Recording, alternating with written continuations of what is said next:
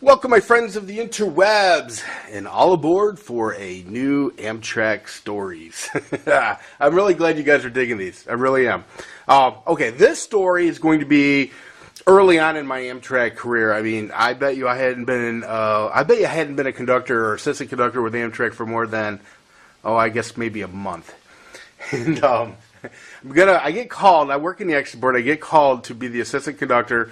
I don't remember the train number, but it was going to be from Toledo to Chicago, and it was one that left in the morning. There was only really one train at that time that left in the morning. It was like 10 a.m. So I get down to the station. We get our paperwork done and all that stuff. Take a look at the consist, and train comes in. We relieve the crew, and we get on the train. And there's a ton of young women, I don't know, 18, 19, 20, 21, somewhere around in there, young women. And this one comes up to me and she says, listen, she goes, we're going to Chicago for a bachelorette party. There's about 30 of us. Can you make sure we all get put in the same car? And she said, also, do you mind we brought some we brought some booze with us? Do you mind if we crack them open? Because, at the time, Amtrak sold, we had a bar car. So Amtrak sold beer, wine. I think beer and wine. I don't remember if they sold booze or not. They may have, but I remember definitely beer and wine. And so technically we weren't supposed to let people, what we called brown bag it. We weren't supposed to let people bring booze onto the train. It'd be like it'd be like a bar letting you bring in a cooler full of buds. So, but I was, a lot of that always depended on how cool the conductor you got was. So I said to her, as long as you're discreet, I'm okay with it. Well, when I said that to her, there was a guy boarding behind her. He was probably mid-50s, I guess. And he clearly heard me say, as long as you're discreet. But I told the girl, I said, take a right, go down to the first coach car. I said, that has the fewest people in it. I said, you all can fit in that one car. So I get on, everybody gets on, I take their tickets, and, everything's cool. We leave the station, heading towards Chicago. And I'm back there counting tickets. I can't remember. I guess it was somewhere probably around South Bend.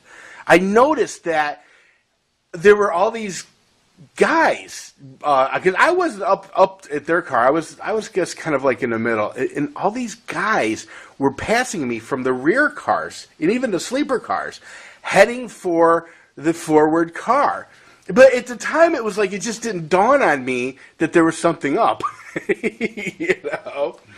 And then somebody comes up to me, and I guess we were probably still an hour away from Chicago. Somebody came up to me and says, hey, I just wanted to give you the heads up. That's quite a party going on in the first car up there. And I'm like, so I get up and I walk to see what kind of party we're talking about. I walk into that car. These chicks were half naked doing body shots. There were dudes doing body shots off these chicks. I think every eligible guy, maybe some that weren't even eligible, had migrated to this car. The car was packed. It was like off the hook party. They had a boombox blasting. It was just crazy.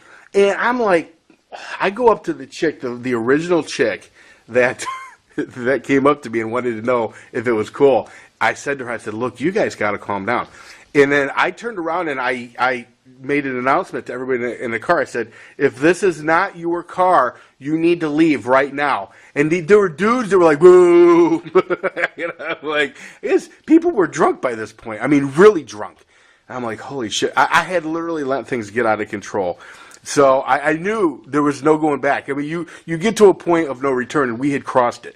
So I basically said to everybody, okay, if there's anybody that does not want to be in this car, I can make room for you in other cars.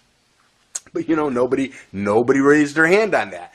So I went back and I had to tell the conductor, I'm like, just so you know, things are out of control. And I told him what it had, that she had asked for permission and all this stuff. And he goes, bachelorette party, huh? And I'm like, yeah. And he goes, I don't even want to see it. I don't know nothing. I never heard about this. I got nothing to do with it. I go, okay, I got you. So we get to Chicago, all right? And, as the assistant conductor, and even the conductor does this, you get off onto the platform and you help people get off the train to make that transition to detrain. And the guy that was standing behind this chick, the one that originally asked me in Toledo if it was cool, and I told her, if, as long as they were discreet, he steps off the platform. He looks at me, and with this really kind of a dickish voice, he goes, "They were not discreet." Now, I just said, I apologize. I said, I'm really sorry about that. But here's the funny thing. That dude never got out of that car. He never left that car. I could have easily put him somewhere else, and he knows that. So he just wanted to be a dick. The fact of the matter is, you wouldn't have been able to pry that prick out of that car with a crowbar. He wasn't leaving. There's 20-year-old chicks getting naked. People are doing body shots. So he probably hadn't seen that in 30 years. So anyway, after I get everybody off the train, I always made a habit of walking the train, especially if it was Final Destination. Chicago was Final Destination on that particular run, to make sure nobody left things like purses or luggage. You'd be really surprised. I walked through that car. I swear to you, I thought they were only going to bring on a couple of bottles of schnapps. There must have been 25 empty fists of all kinds of shit, from rum to vodka to gin, you name it. Jägermeister. I mean, it was unbelievable. 30 chicks. It was crazy. I don't know how anybody made it to Chicago without passing out.